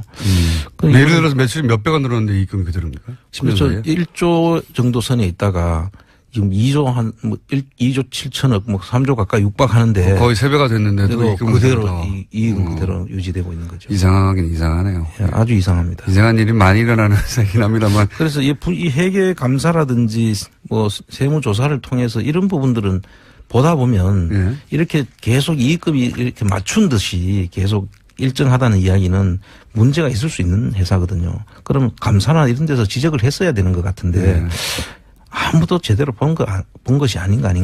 근데 요것만 봐도 분식회계 의심을 하실 수 있는 정도입니다. 그렇습니다. 총장님이시니까. 그러면 만약에 이제 곧 있을 것 같은데 머지않아 플란다스에게 이 다스주식 3% 매입 프로젝트. 예. 만약에 3%를 매입한다면 현행 법률이 보장하고 있는 권리 혹은 법률이 보장하고 있는 할 수 있는 일들이 뭐가 있습니까? 제가 간단하게 한번 정리를 해봤었습니다. 네. 첫째는 그 임시주주총회를 우리가 정부를 할 수 있어요. 임시주주총회. 근데 임시주주총회를 하는 의미는 주주총회를 했을 때도 우리가 3% 주식 가지고 실질적인 권리 행사를 하기가 힘들지 않습니까? 네. 그런데 이게 아주 묘수가 하나 있습니다. 묘수가 뭐냐면 이게 만약에 이명박 씨 개인 재산인데 이거를 다른 사람 명의로 이렇게 차명으로 네. 주식을 해놨다고 하면 만약에 차명 주식에 대해서는 의결권이 제한되게 돼 있어요.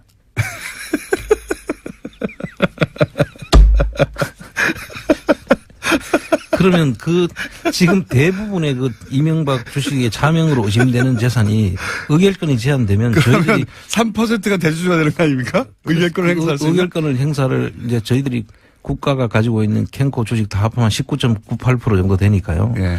실질적인 대표 이사 선임을 한다든지 할 수 있는 그런 아주 중요한 지금 문제가 생긴다. 3%가 3%가 아니군요. 그렇게 되면. 그렇습니다. 만약에 이명박 전 대통령의 차명으로 다른 주식이 있는 거라면 그건 제한이 되기 때문에 예. 그러면 3%가 아니라 몇십 프로의 효과를 그렇습니다. 내겠군요.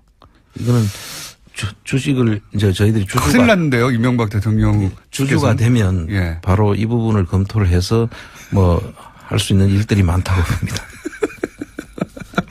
아니, 얼마나 철컹할까요? 덜컹할까요? 이 얘기를 들으면.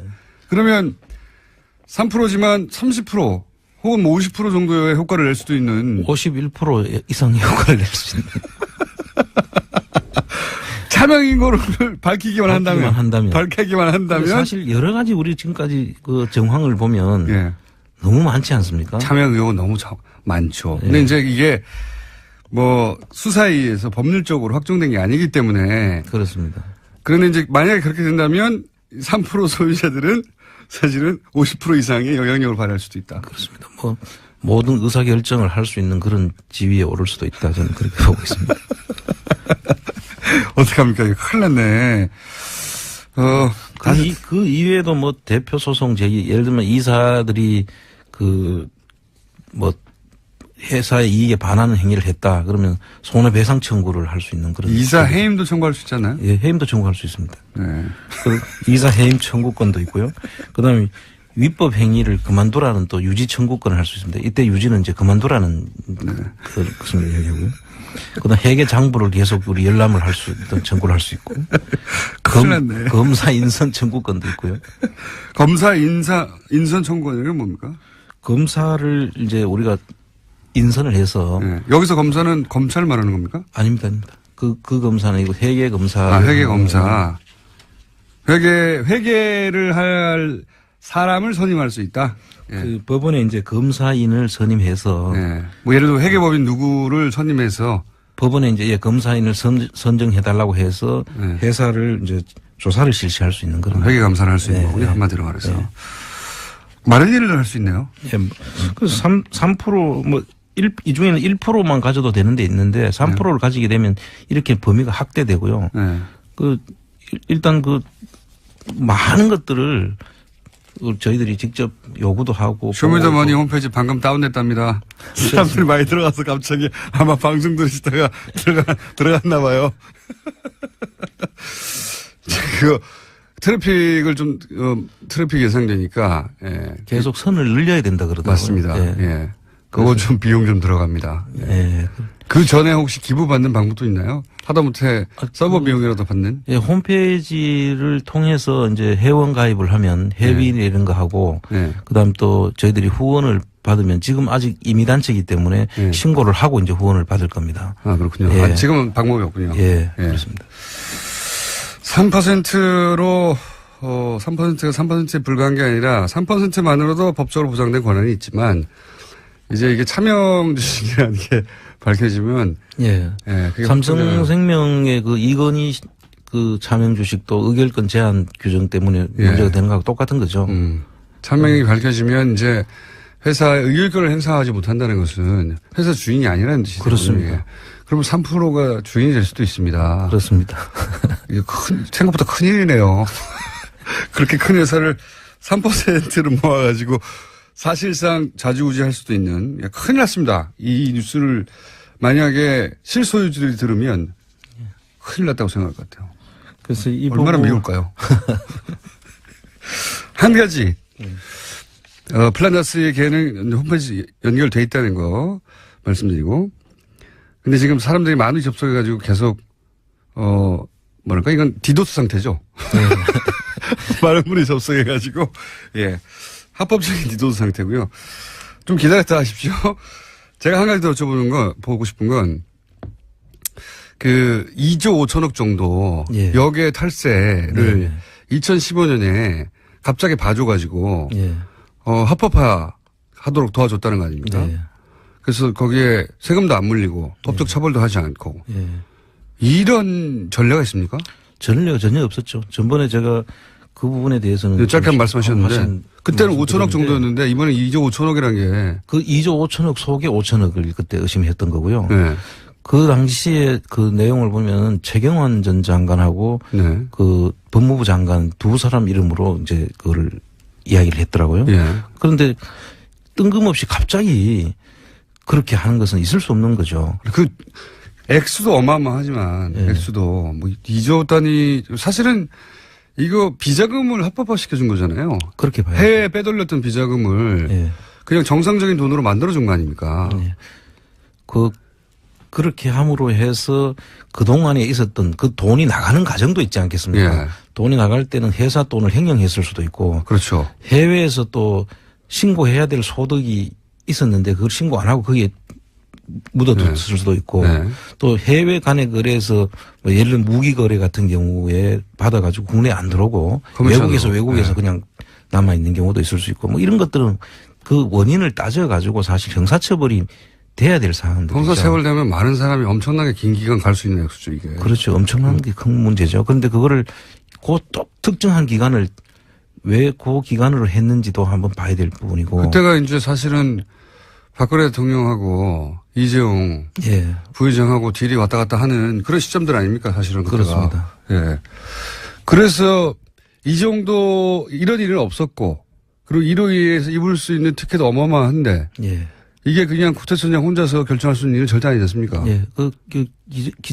부총리가 발표를 했더라고요. 네. 그 기간을 열어가지고. 네. 그래서 국세청의 입장에서 보면 그런 부분들은 사실 국민들이 알 수 있도록 해야 되는 거죠. 이런 걸 왜 했는지도 예. 알아야 되고. 왜 그렇게 하게 됐는지 국민들이 납득이 가는 네. 그런 조치를 할 때는 알려주고 해야 될 거죠. 그때 그래서 삼성이 2조 5천억의 금액이 이렇게 해서 합법화됐다는 얘기 안 했어요. 아무도. 몰랐죠. 몰랐죠. 나중에 정권이 교체되고 밝혀지는 겁니다. 지금. 그렇습니다. 예. 이거 매우 의심스러우시죠?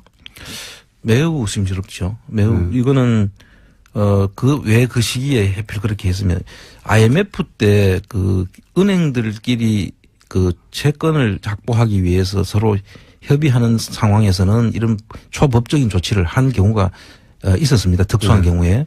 그런데 그런 상황이 아닌 상태에서 이렇게 초법적인 조치를 하는 것은 이해하기 힘든 부분이죠. 만약에 여기 정상적으로 추징을 한다면 얼마나 추징할 수 있는 겁니까? 아니, 이제 범죄 수익 같으면 다 몰수를 해야죠. 몰수군요. 이게 범죄 추징이 수익인지 아니라. 아닌지를 이제 먼저 봐야 되고요. 그런데 그 세금만 받고 말았다는 거 아닙니까? 그렇죠. 예. 그것도 그냥 정상적인 돈일 경우로 상정하고 세금만 받고 말았다는 건데. 그렇습니다. 정상적인 거를 왜 이렇게 들여왔겠어요? 그렇죠. 정상적이라면 다 그냥 들어왔겠죠. 그렇습니다. 예. 정상적으로 처리할 수 없었으니까 요 기회를 일부러 열어서 이 돈이 들어온 것이고 그건 몰수군요, 몰수. 예. 그게 범죄 수익이라면 다 몰수를 해야죠. 범죄 수익으로 확정된 다음에. 알겠습니다. 자, 플란다스의 개 드디어 홈페이지는 열렸고요. 3%는 생각보다 훨씬 막강한 힘을 발휘할 수 있는데 법적으로도 만약에 차명 주식이라는 게 밝혀지면 나머지 의결권이 다 제한되기 때문에 3%가 50% 이상의 힘을 발휘할 수 있게 된다 하는 새로운 소식도 알려드리고 지금 현재는 접속자가 많아서 예. 그러면 경영권은 어떻게 됩니까? 경영권도 이사들 해임할 수 있는 권한이 있으니까요. 3%가 차명 주식으로 밝혀지면 참 밝혀지면 경영권 행사를 실질적으로 할 수 있는 그런 게 아까 51% 효과가 있다는 게 그런 겁니다. 참 좋아요. 이거 큰일 났는데 3%로 경영진을 교체할 수도 있겠군요. 이제 그 사이에 이제 차명 주식을 저희들이 밝혀야죠. 네. 청장님? 예. 저 뭐 하나 시켜주세요, 그럼. 부회장이나 그런 거 좀 시켜주세요. 자, 홈페이지 열렸습니다. 네. 아직 받고 있지는 않습니다만 열렸습니다. 너무 접속자가 많아서, 예. 오늘 저녁에는 한번 다시 해보시고, 지금은 폭주하고 있어서 안 열리 나옵니다. 오늘 여기까지 하겠습니다. 안원구 전 대구지방국세 청장이자 플란다스의 개주였습니다. 감사합니다. 예, 감사합니다. 그래서 어제 석방됐습니다. 이건 약간 멘트를 해야 되는 사건이 인간적으로 이해가 가는데, 예. 인간적으로 이해가는 부분이 없지 않나. 저는 이 국정농단 사태 대통령이 탄핵된 역사책에 두고두고 등장한 사건 아니겠습니까? 근데 그 중에 사실은 한 가운데 있던 인물인데, 이제 한마디로 말해서 상관이 시켜서 어쩔 수 없을 것이다. 이렇게 하고 풀어준 거잖아요. 그렇죠. 궁극적인 책임은 대통령에게 있다. 이런 판단이 나왔습니다. 그럼 대통령 한 사람만 잡아가지고 이 많은 사람들이 재판을 받고 있습니까? 그러니까 그 논리가 자연인 대 자연인으로는 충분히 이해할 수 있는데 법원이 이런 중요한 역사적 사건에 대해서 남기는 판결로는 이 기록이 계속 남을 텐데 굉장히 아쉬운 게 2차 대전 때 나치 전범도 논리가 똑같았거든요. 다 상관짓이다라고 했을 뿐이란 말이죠. 근데 그 사람들 다 오랫동안 감옥에 가거나 극형이 처해졌어요. 그때 독일 재판정이 뭐라고 그랬냐면 공직을 맡을 만한 판단할 수 있는 능력이 있어야 된다. 그런데 이게 명백히 잘못된 짓인데도 그냥 따랐다는 거는 그런 자질이 없다는 거를 보여주는 거다. 스스로 자질도 없는데 그런 자리를 맡았기 때문에 사회에 그 결과에 해악을 끼쳤으므로 처벌한다.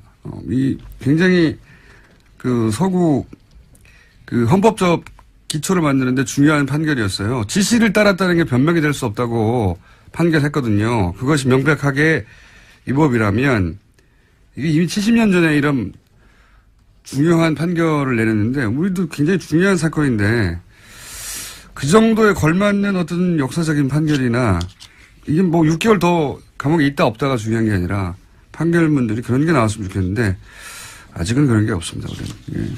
그냥 나치 논리예요. 기본적으로는 모든 전범 혹은 모든 그 정범들이 주장하는 난 시킨 데 따랐을 뿐이다. 이거를 법관이 다시 한번 반복하는 거잖아요. 예. 지시에서 따랐을 뿐이니까 집행유예라고 하는 건데 굉장히 아쉽습니다. 저는. 트럼프 뉴스 없습니까? 네, 2개나 있습니다. 있어요? 네. 거기까지만 하고 끝내죠. 네. 또 이번에 북한 김정은 위원장을 향해서 병든 강아지라고 불러서요 논란이 있고요. 또 뿐만 아니라 이슬람 증오 메시지를 담긴 영국 극우정당의 동영상을 리트윗해서요. 또 영미 정치권에서 문매를 맞고 있습니다. 네. 무슬림 이민자가 뭐 누구를 때린다든가 뭐 마리아상을 부신다든가 뭐 기타 등등 동영상이었는데 영국에서는 이게 가짜 동영상이다. 네, 네덜란드 대사관에서 확인을 해줬다라고 합니다. 네, 가짜라고요. 가짜 동영상이라고 했는데 이거를 이제 영국 극우정당, 극우정당이 올렸는데 이거를 미국의 대통령이 리트윗을 한 거예요. 그러자 사실은 미국, 영국 동시에 주요 외신들이 난리가 났어요. 뭐 BBC나 뉴욕타임즈나 뭐 영국은 가디언, CNN이나 왜냐하면 인종차별주의자거든요. 그냥 뉴스 자체도 가짜고 극우정당에서 이제 특정 종교 인종차별적이고 이런 걸 일국의 대통령이 트윗한다는 게 있을 수가 없는데 누굴 때리고 떨어뜨리고 하는 장면 그 자체를 그리고 다 특정 종교고 최소한의 양식이나 최소한의 예의나 없어요. 그래서 영국 총리실에서 공식적으로 항의를 했다라고 합니다. 거짓말을 퍼뜨리고 긴장을 촉발해서 증오 연설을 해서 사회 분열시키려 했다라는 건데요. 그러자 트럼프 대통령이 다시 또 트위터를 했다고 합니다. 니네나 잘해라. 니네나. 영국 니네나 잘해라. 네. 메이 총리를 향해서요. 자신한테 집중하지 말고 영국에서나 신경 써라라는 겁니다. 아니 이거는 영국 문제가 아니잖아요. 단순하게. 영국인들만 신경 써야 할 영국인을 왜 자기가 신경 썼어요 그러면. 본인은 이렇게 이야기했습니다. 우리는 잘하고 있다. 트위터에다가요. 자기밖에 모르는 인간에 대한 연민의 예의가 전혀 없는 장사꾼 관종. 예. 미국 대통령이라고 해서 그 사실이 변하는 게 아닙니다. 저는 장사꾼 관종이라고 보고 이적이 짝이 없는 트럼프가 김정은에게 병든 강아지라고 했었거든요. 네, 시크퍼피라는 표현입니다. 이거가 미국식 관종을 뜻하는 표현이에요. 그러니까 트럼프가 김정은에게 관종이라고 한 것과 마찬가지 표현이거든요. 이게 시크퍼피가. 왜 강아지들이 주인 관심을 끌려고 막 매달리는 거 있잖아요. 다른 사람 관심을 대응을 하라고 지시했지 정치관여를 지시한 바가 없다라고 계속 주장을 하고 있고 이에 대해서 신광열 부장판사 같은 경우에는 다툼의 여지가 있다라는 취지의 이야기를 다툼의 여지가 했습니다. 어디 있습니까? 여기서 종북이라고 하는 게 정부에 반대하는 사람들인데 그래서 당시 야당 의원들 비난하는 댓글 단 거 아니에요? 예. 네, 어제 조사 결과가도요. 총선 직후의 보고 문건들을 보면 사이버사는 정권 심판과 여당 공격, 정권 교체를 위한 투표 참여 동료 등에 대해서 종북 활동으로 규정해서 대응했다라고 되어 있습니다. 야당은 그냥 종북이에요. 예. 정부를 비판하면 다 종북을 했는데 이게 무슨 다툼의 여지가 있습니까? 군이 대국민 여론전을 왜 합니까? 군이. 정치관이었죠. 법으로 금지되어 있습니다. 그러니까 이제 보수를 계속 안보 하는데 국가 안보가 아니라 정권, 자신들의 안보, 자신들의 안위를 챙긴 거예요. 예, 그걸 다 종북이라는 단어를 묶어서 군이 정치 개입하게 했는데 문건도 나왔는데 결재도 했는데 지시도 했는데 구속이 안 되는 게 말이 되나요? 예. 네, 심지어 어제 발표에서는요, 2013년에 첫 조사했을 때 김관진 전 장관이 방해했던 내용까지도 나왔는데요. 관련해서 수사를 열심히 하려고 했던 헌병 수사관을 질책하고 수사팀에서 제외했다라는 내용도 있었습니다. 그러니까요. 예. 이게 이제 군이 정치에 개입하면 안 된다고 수사하려고 했더니 하지 말라고 한 거 같잖아요. 국방장관이. 김관진 국방장관 석방시킨 건은 두고두고 앞으로 예. 거꾸로 발목을 잡을 거라고 저는 봅니다. 자, 다음 뉴스는요. 네, 관련해서 어제 SBS가 또 하나의 보도를 했는데요. 사이버사 댓글 공작에 대한 재조사가 본격화되면서 그 전에 김태효 전 청와대 대외전략기획관과 통화를 한 바가 있다라는 겁니다. 그 당시에 김태효 전 기획관 같은 경우에는 사이버사가 여론 조성을 위해서 댓글을 다는 것을 긍정적으로 평가한 이야기를 했다라고 하는데요. 지금 압수물 분석이 끝나는 대로 바로 김태효 전 비서관을 불러서 검찰이 조사할 계획입니다.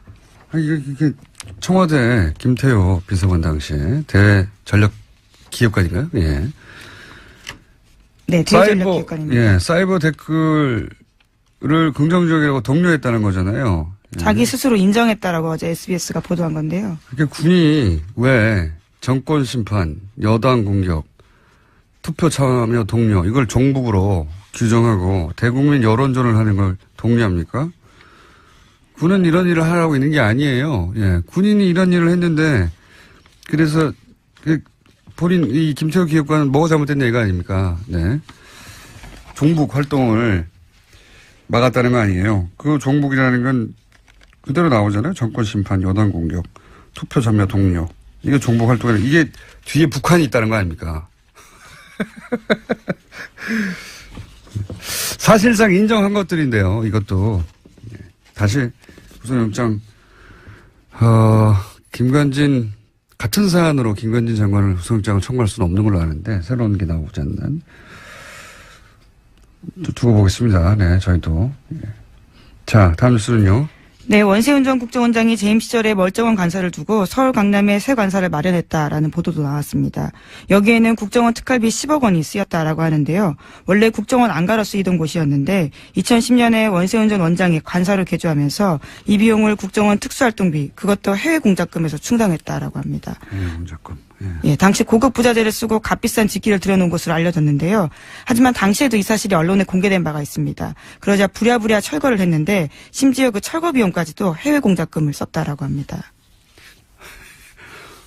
본인이 한국 사람이 아니라고 생각했나 보죠. 해외 공작비를 갖다 쓴 거 보니까. 제가 이명박 정권 초기에 어떤 강연 자리에서 질문을 받은 적이 있어요. 이명박 정부를 어떻게 정의하느냐. 제가 그때 뭐라고 그랬냐면 이명박 정부는 국가를 수익 모드로 삼는다. 지금 되돌아봐도 명언이에요. 아, 본인이 한 말을 스스로 그렇게 네. 말씀하시는 건가요? 네.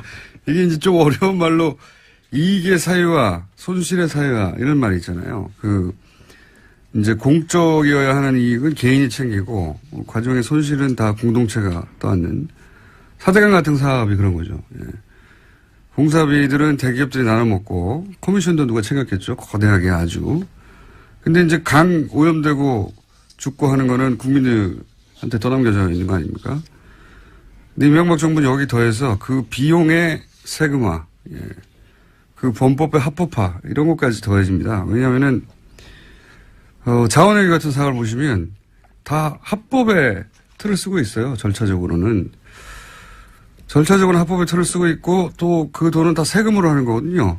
자기 돈을 가지고 하는 게 아니에요. 다 세금으로 하고 합법의 틀을 쓰고 있는데 그 이익은 이제 누군가가 챙겨가고 피해는 국민이 안게 되는 자원광물공사 이명박 정부 때 말도 안 되는 이건 사기다 싶은 그런 투자로 결국은 자본 잠식을 해서 망하게 생겼어요. 우리나라 정도의 경제 규모, 우리나라 정도의 경제 형편에서 공사가 망한다는 건 상상할 수 없는 겁니다. 예. 나라가 뒷받침하는 공사가 지금 망하게 생겼는데 이 어려운 걸 이명박 정부에서 해낸 거예요. 그 어려운 걸요. 굉장히 어려운 일이거든요.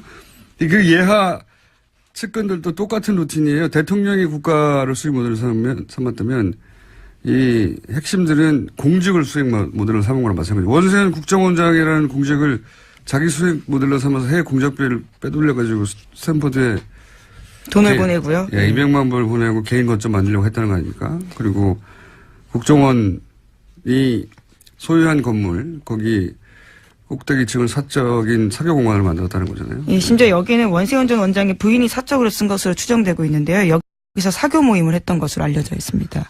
매우 이명박적이에요, 이 사건은. 예, 매우 이명박적이다. 굉장히 어울립니다. 이런 사건 없었으면 섭섭할 뻔했어요. 예. 근데 이제 지금까지 밝혀진 것만 해도 제가 이런 이야기를 들은 건 몇 년 전이거든요. 예. 저 정도가 드는 것도 몇 년 전이기 때문에, 예. 본격적인 수사가 이루어지면 훨씬 더 많이 나올 거라고 봅니다. 그때는 이런 이야기를 해도 아무도 믿지는 않았었는데. 예. 자, 다음 뉴스는요? 네, 관련한 보도가 계속해서 있는데요. 원세훈 전 원장 시절에 국정원이 위장 사업자 이름의 차명 계좌를 무더기로 운영했다라고 어제 JTBC가 보도했습니다. 이 차명 계좌는 민간인 댓글 부대 등을 수사하는 과정에서 나왔다라고 하는데요. 댓글 부대 운영비 52억 원의 흐름을 확인하는 과정에서 해당 계좌들이 무더기로 발견됐다라고 합니다. 이것도 재미있는 뉴스네요. 원래 이 가짜 회사, 위장 회사, 예. 이 정보기관들이 이런 가짜 회사들을 쓰죠. 특히 해외 공작 같은 거 할 때. 네, 그렇죠.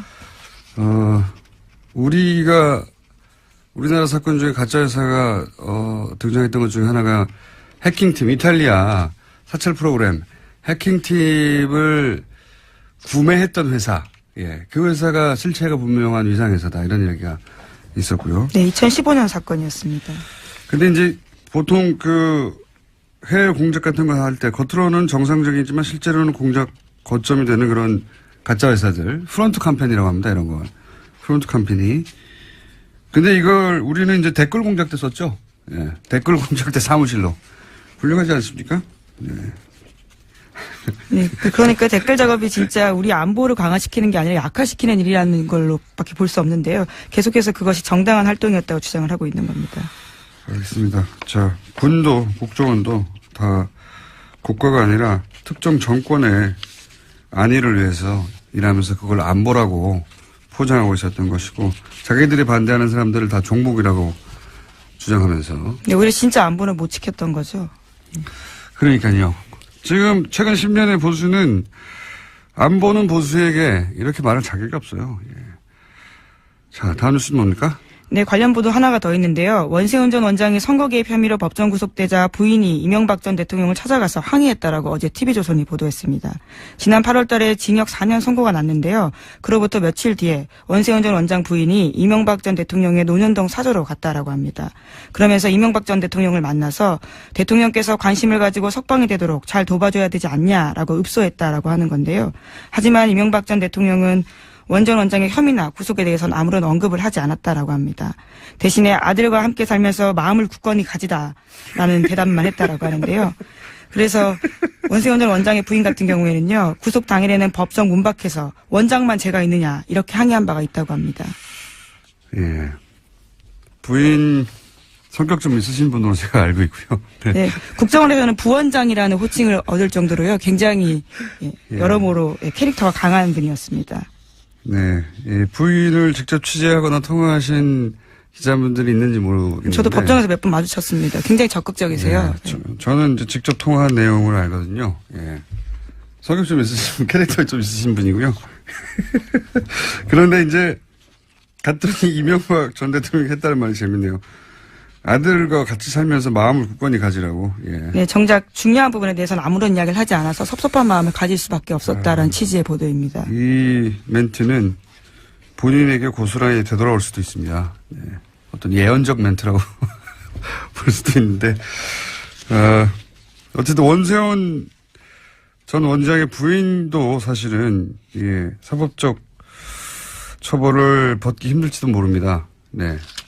어쨌든 성격 좀 있으신 분인데 그 일화가 재밌는 일화가 보도됐네요. 네, 이 말도 굉장히 인상적입니다. 원장만 제가 있느냐라고 이야기했다는 당연히 거죠. 아니겠죠. 당연히 아니겠죠. 자, 이런 일들이 있었다고 합니다. 다음 뉴스는요. 네, 김병찬 서울 용산경찰서장이 검찰 조사를 받고 있는데요. 받았습니다. 2012년 경찰의 국정원 댓글 사건 수사 정보를 국정원에 흘려줬다라는 혐의를 받고 있습니다.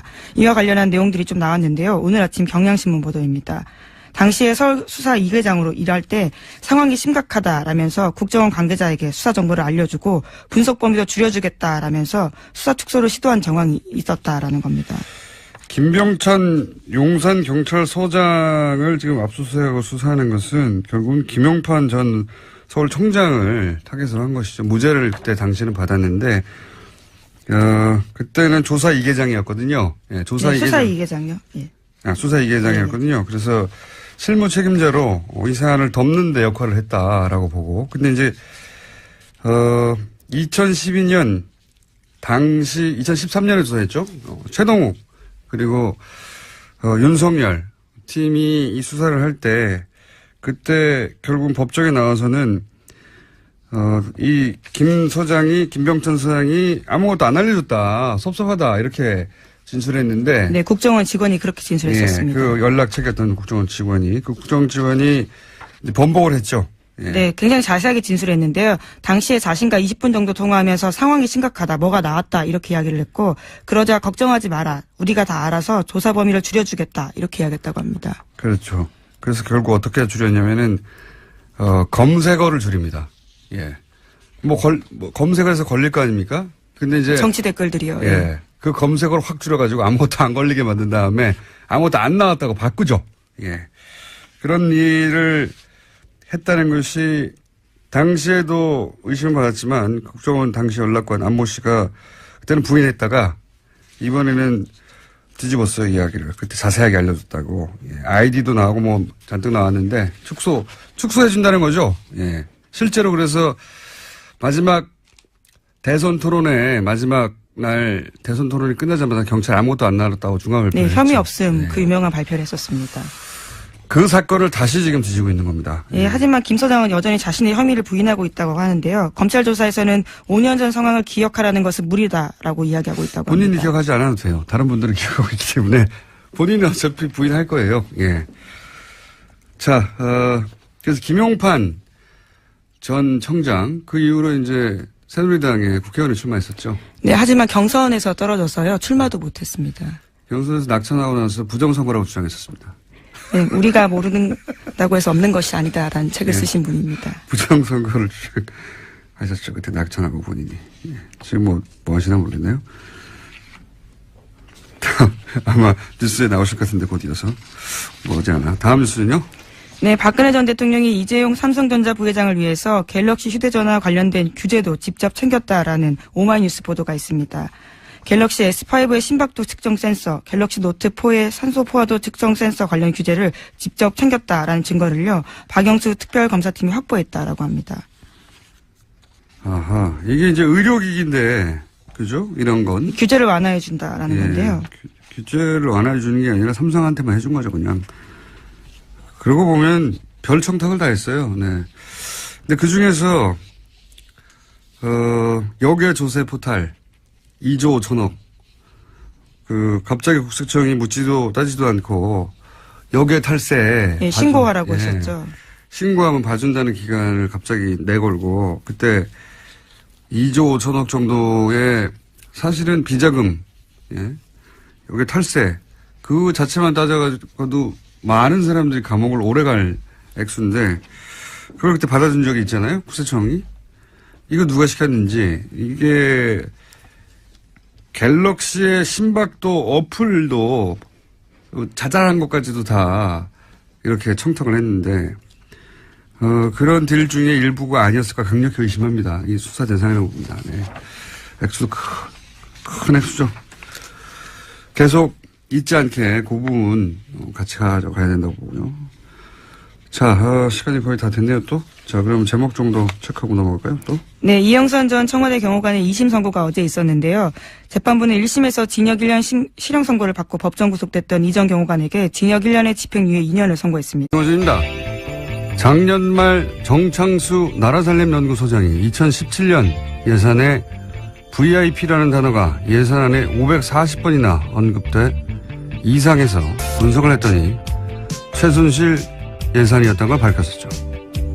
그리고 그런 예산들은 재하청의 재하청 혹은 위탁 사업구조라 누가 그 세금을 최종적으로 가져가는지 알 수 없도록 했다는 특징 역시 발견했습니다. 그런 예산이 문체부 하나만 따져도 16개 사업 3,200억대. 이런 사업들의 법적 근거가 없자 예산을 먼저 배정하고 나중에 청부 입법을 했던 사실도 드러났었습니다. 그 모든 게 VIP, 대통령 관심사라는 이유 하나만으로 이루어졌습니다. 자유한국당이 여당 시절에. 현재 국회에서 심의되는 2018년 예산 중 야당에 의해 보류 안건으로 지목된 사업들의 70%가 문재인 정부의 국정과제들입니다. 교문이 보류 예산 중 80%가 대통령 과제. 행안위는 8개 보류안 중에 8개 모두 소위 문재인 표 예산. 현재 국회 보류안건 소위에서 합의가 안 된 사안 전체가 국정과제 예산들입니다. 박근혜 정부에서는 VIP 관심사라는 이유만으로 예산이 만들어졌다면 이번 정부에서는 문재인 공약이었다는 이유만으로 보류되는 중입니다. 현재 국회가 돌아가는 꼴이 그렇습니다. 김원준 생각이었습니다.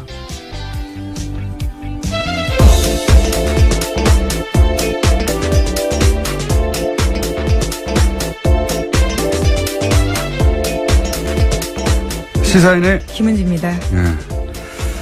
사실 지금 국회에서 가장 중요한 건 예산안 심사인데, 예, 그렇죠. 국정과제, 소위 이제 공약에 있었던 것들이죠. 예. 그 예산은 일단 막는다. 이게 이제 야당의 심의 전략이에요. 아주 노골적이라 수치로도 확인이 됩니다. 예. 보류되는 건 뭐 다 족족이다. 국정과제. 근데 그 공약들은 대부분 야당도 걸었던 거예요. 예. 그러니까 내용이 중요한 게 아니라 예. 이번 정부가 내년에 쓸 돈을 없애버리겠다. 국정과제를. 뭐 이런 의도죠. 자, 첫 번째 뉴스는 뭡니까? 네, 이종명 전 국정원 3차장의 구속 적부심 청구가 받아들여지지 않았습니다. 어제 법원은 기존 구속영장 발부에 따른 구속이 적법하다라고 기각 사유를 밝혔는데요. 이 전 차장은 원세훈 전 국정원장 등과 공모해서 국정원 외곽팀에 수백 회에 걸쳐서 예산 수십억 원을 지급한 혐의를 받고 있습니다. 이미 지난 18일에 구속이 된 바가 있는데요. 당시에 오민석 영장전담 부장판사 같은 경우에는 영장 발부 사유를 이렇게 설명했습니다. 범죄 혐의가 소명되고 증거인멸 염려가 있다면서 구속의 사유가 필요성이 인정된다라고 했습니다. 영어로 발렌싱. 네. 예. 예, 균형요. 예, 네. 균형 맞추기. 김관진, 인관빈, 석방은 법리를 따졌을 뿐이고, 예. 특혜가 아니었다. 라는 걸 입증하느라고, 이번에 세심하게 배려한 듯한 청와대 수석과 연관된 사건의 인사는 석방했죠. 반면에. 네, 전병헌 전 수석과 관련된 부분은요. 예, 석방이 됐고, 예, 이번에 국정원 3차장은 석방을 시키지 않았습니다. 네, 저는 그래서 이게, 균형 맞추기다. 저는 그렇게 해석합니다. 예. 그래서 전병헌 전 수석을 MB가 살렸다고 제가 한 적이 있지 않습니까? 예. 구속도장이 찍혔던 걸 화이트로 지웠다는 뉴스도 있었잖아요. 예. 근데 만약 다시 구속영장이 청구된다면 전 수석은 구속될 가능성이 높다 이렇게 전망하는 바고요. 예, 현재 검찰이 재청구 카드를 만지작거리고 있다라는 보도도 꽤 나왔습니다. 자, 요 사안 관련해서는 아직도 이제 기다리고 있는 구속영장, 예, 실질 심사가 또 있어서 월요일쯤에 종합적으로 저희가 영장 해설 판사와 함께 다뤄보도록 하겠습니다. 자, 다음 뉴스는요?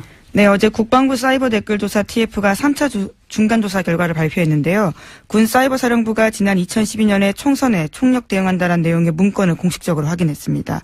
그런데 이 문건에 결재를 한 사람은요, 김관진 당시 국방부 장관입니다. 너무 당연히 구속되어 있어야 할 사람인데, 예, 이런 문건이 계속 나오는데, 결재했는데, 분명히. 결재라는 건 지시했다는 거거든요. 근데 이제 본인이 지시한 게 아니라 봤다는 뜻이다. 본인은 종북